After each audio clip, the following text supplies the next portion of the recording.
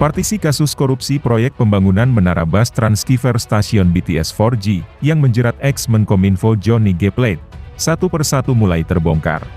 Bahkan baru-baru ini, Menko Polhukam Mahfud MD, bocorkan bukti-bukti hingga rekaman suara atas kasus korupsi Johnny Plate.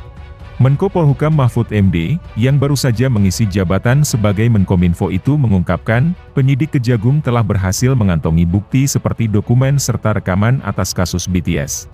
Lantas Menko Polhukam itu menyebut, rekaman yang didapatkan Kejagung itu berisikan tentang percakapan beberapa pejabat yang terlibat dalam kasus dugaan korupsi BTS 4G. Mirisnya, isi rekaman itu berisikan percakapan yang melibatkan pejabat penting saat membagi proyek BTS 4G. Oleh sebab itu, Mahfud berharap dengan adanya bukti rekaman tersebut dapat membongkar tentang aliran dana yang sudah merugikan negara sampai 8 triliun rupiah. Kejagung telah memiliki bukti kuat keterlibatan Menteri Komunikasi dan Informatika, Menkominfo, Johnny G. Plate. Yakin betul, bahwa ada dua alat bukti yang cukup. Saya berpandangan bahwa itu sudah menjadi satu keharusan hukum untuk menjadikan sebagai tersangka, ujar Mahfud MD dalam keterangannya beberapa waktu lalu.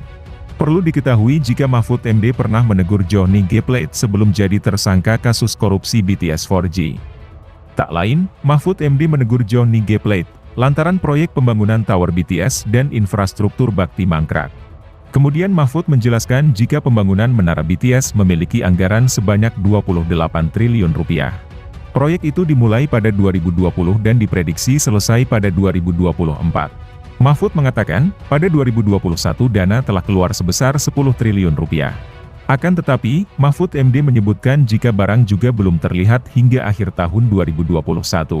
Jadi ini anggaran proyek untuk membangun BTS tiang-tiang untuk itu tower, anggarannya 28 triliun rupiah, pada tahun 2020 dicairkan 10 triliun rupiah, Desember 2021 tidak ada barangnya.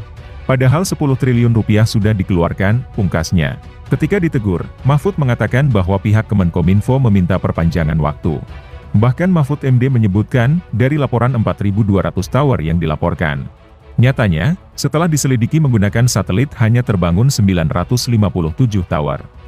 Adapun proyek pembangunan BTS dengan target sebanyak 7.904 tower di daerah yang masuk kategori 3T yaitu terdepan, terpencil, dan tertinggal.